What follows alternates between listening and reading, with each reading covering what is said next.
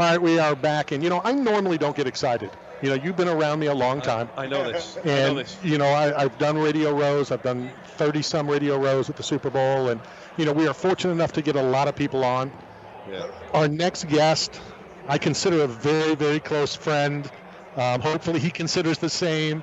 It has been a long, long time. Jens Pulver. What up, buddy? My friend, how you doing? Dude, I said I'm hugging him right now. Of course you're my friend. You've always been my friend. I love and appreciate you from day one. How's everything going? Everything is good. Let's just start with, the atmosphere. Again, you and I go way back to almost the beginning, and we'd always talked about, I know we're both old, but I'm still a whole lot older than you. When, if, will it get, can it get? And it's close. It's almost there. Talk about just the experience so far. I can't. This is amazing. People waiting in line. It would be. I remember going around to the malls and telling people, "Hey, we got a UFC around here." You know what I'm saying? I could be Little Evil in all the video games. And they're like, "What's the UFC?" They had no clue. You know what I'm saying? What is that? But to see it now, just how big it's literally. It's a lifestyle. And you knew it was going to get like this. You knew that this sport, and that's the one thing, the UFC and what they've done with their brand. It's the most incredible thing in the world. They're a monster. And it's just, you knew, especially when the Fertittas and Dana came into it, you knew that they were going to take this to a level that, and it's just crazy because just when you think it can't get bigger, you get a Conor McGregor-esque type of fighter, and you get, a Rousey, and you get these fighters that will take it to this super level, the Diaz brothers and stuff like that. It's like the sky's literally the limit. You don't know, especially how the way we got through COVID and all this, and how big they've gotten even from that.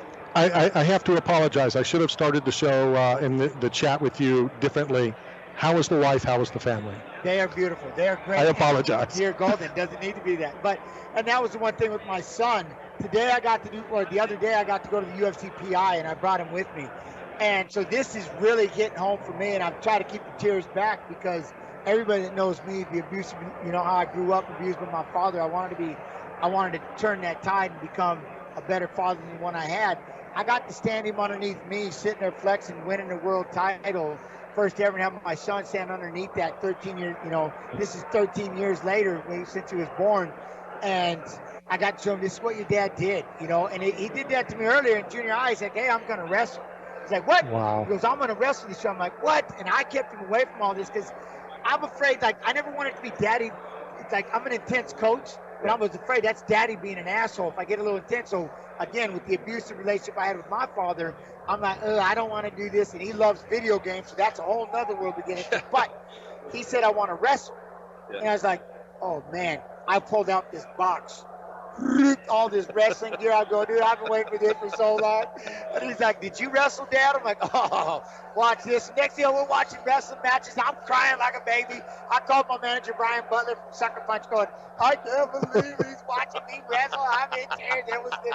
So then to be able to do this and have him stand underneath that where I was supposed to, it's surreal to be here at this moment. So if he said, listen, if he said, I want to be a UFC fighter, or I want to be an MMA fighter, and I want to really kind of emulate you, and move into the sport. Is it something you would be completely happy with? And also, could you step aside and allow someone else to coach you, and just be a father rather than being, like you say, a fighting mentor? How would you feel about it? Or do you think, no, I'm going to impart my wisdom on you, and I'm going to make you the fighter that I was, or even better? It's awesome that you say that because that's right where I'm stuck now with wrestling. Right. And what we did do is he had a match, he had a tournament that he did where they were going against the club kids and stuff where they wrestle all year round. Yeah. And he got pinned and pinned again. And he don't even wrestle for a month and a half. And because of COVID, I never even got to go to the junior high. I never got to see practice. But I stepped away. Right. And I was letting them coach him, and you know what I mean? And he got pinned by every one of them, but I could see it in his eyes. Yeah. It was just, he didn't cry. And I remember I looked him dead in the eye and I said, son, I'm going to make you a promise. I was like, the way you feel right now, you give me a year. And you give me a year, I promise you'll never experience this again in your life, ever. Yeah. I go, but I'm sitting here with you. I go, the way you're holding your chin up, the way you keep it, I know it hurts. And that's what I was so afraid of. Getting into wrestling and fighting that one-on-one. Yeah. It's only you out there. And, you know what I mean, you represent. But he just kind of chinned up. He kept it, and he went to he trains for all those kids, all those club kids wrestle, and he's picking up every day. And I do I drill with him. I tell him, look, if this is something you want, you come get me. I won't say no. Yeah. But I'm not going to come upstairs. Hey, let's go. It's time to start. It's just like what I would tell a fighter right now.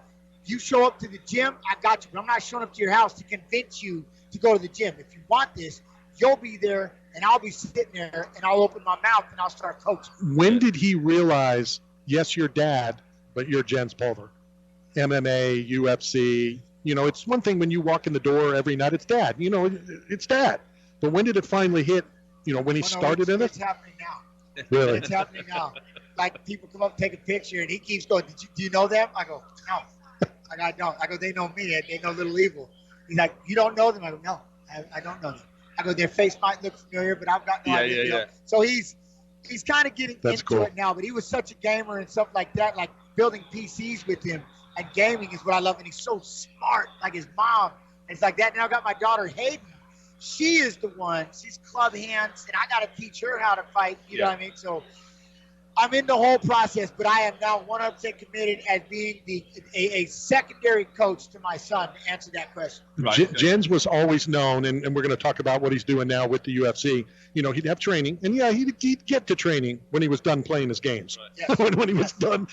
I'm the one who missed that fight when Matt Hughes was fighting Royce Gracie because I was grinding Grand Marshal in World of Warcraft. I had told them all. He couldn't leave. I told them all, this is what I was gonna do. And I'm not gonna lie. I didn't realize the depth of this, but I got into that last month, and I'm up there at Marshal, then Field Marshal, and get to Grand Marshal, and you're running 24/7. I had it set up. I'm going till 4 o'clock in the morning where it shifted, and at 9 o'clock we're back at it. I got my team ready. Everybody's ready to go. I'm jumping up and down, and I got my team ready. I was running the Marshal League, and Matt goes, "Hey, I was wondering if you wanted to come out to my fight." I'm like, "What?" Yeah. This is the infamous story. If you want to come out to my fight, it's like, now? Yeah. And this was last minute, so he didn't tell me ahead of time. And I'm like, and I was like, it was Thursday. I'm like, but I don't flip over till Tuesday, 4 o'clock. So there's nothing I can do about the workout back there. It was a full week. I go, I don't flip till Monday, 4 o'clock. I go, no way. Everything I had just done was for nothing. I get it to video game, but no, all this. I go, I've been sitting in my home field, grinding, trying to outgrind all these grinders and these farmers where you can pay gold and they'll grind you up. So I've got all these people just running these streams 24, these bots and stuff running against me. Like, now I got this group and I'm smashing everybody. I learned how to pug hunt. See how excited I get with games. Yeah. And I'm like, so no can do. Can't do it. Well, luckily he won the fights, and everybody's like, damn, how addicted are you? I'm not addicted, sorry.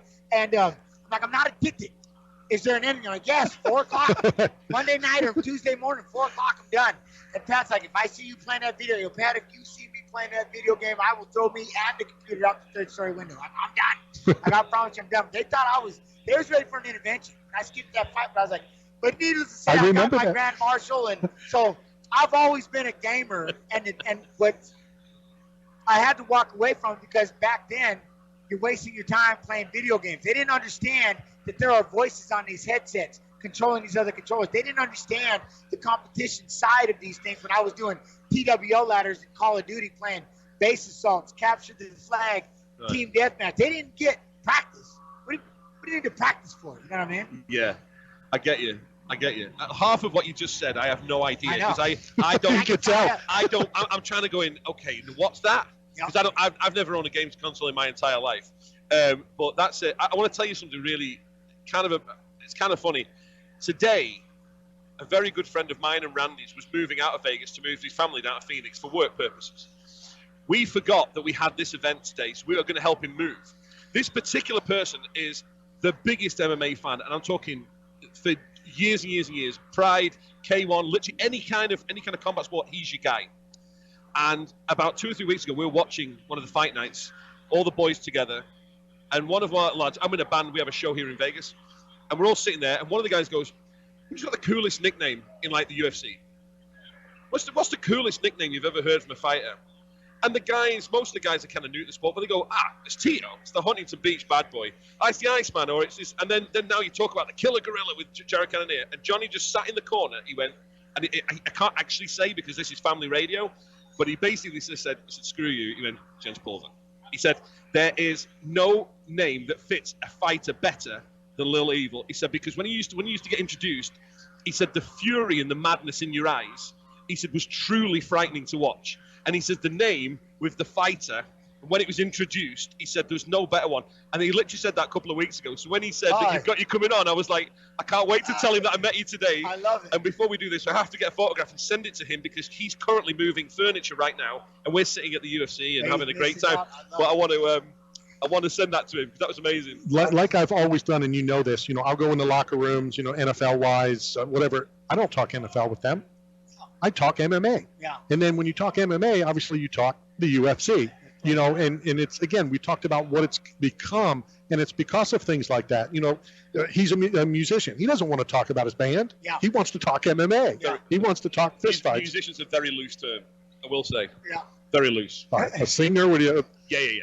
A singer that wears a kilt. But see, and that, I love it. Oh, the kilt, the skanks. Remember, I used to wear kilts for a while. But that was one thing that, it's like, I don't get tired of. I can talk MMA all day. And because I'm tapping into this registry, right? I'm hitting these moments, and I get to kind of relive this. And I think about fighters now when I do this. Adrian Yanez has been I love this kid, right? And like I said, I gave him the name Little Evil. If he wants it, it's his. And because I just love everything about him. And I was sitting talking to him and going, to be able to pass on this knowledge, I tell them all, everybody's like, when are you going to get a gym? When are you going to coach? I'm like, what do you think I'm doing right now? Only I get to get the pause, rewind, show this every now and then, show us the belts, and I'm doing this, and I'm peeling them off. And, I'm in heaven on twitch.tv/UFC. I'm in heaven. I love it. Breaking down fights, having an analyst, having an opinion. People get to listen to me. It's giving me their time. And that's what I tell anybody. What they don't understand is, and I tell people how valuable you are, time. Money can't buy it. You always wish you had more. And the fact that you are in here giving me your time is so humbling. I will pause and talk to every one of you. And I get this all the time. Stop pausing the fight. I'm like, hey, and this is what makes a really good calling card for Fight Pass is you can lift your little butt on over there, pay the $9.99 for the monthly sub, and you can watch it upside down, backwards, finger in the air with surround sound. I don't care how you do it. Yeah. But when you in here, you got former UFC World Champion James Pulver. And dang it, I'm going to pause, and I'm going to rap with everybody who's giving me their time. So skedaddle. Don't let the door hit you where the good Lord splits you. Talk about for a minute all of our friends back in the day, Militich Fighting Systems, how tight you guys were, what it was like to come to the gym. And were you there when Marcus I can't think of his Jones. When Marcus Jones came, I'm the one who sent Marcus Jones there. Sent him up there, and he, to see such a big person freak out at such a little guy, I was blown away. I'm like, he's like, remember how excited he was the first time we talked? And Marcus Jones was, and he's a massive man. I'm like, he's what? Marcus Jones was a number 1 draft pick in the NFL with the Tampa Bay Bucks. Okay. He's the one that always said he didn't like football. He was just good at it. Yeah. I had Matt's belt at training camp, and he saw the belt, and that's where it all started. And then he fought at UFC 100. He was on the Ultimate Fighter. Gotcha. And I kept telling Marcus, I'm like, there is no disrespect to go to another gym because he trained with Rob Kahn, Hoist Gracie's first American black belt, and he thought it was disgraceful. And I'm like, Marcus, just go learn some more. Where do you want to go? I can send you to the number 1 place in the world. Yeah. And the story is he went there. He sat on the stoop. Pat shows up. He ended up in the hospital that night.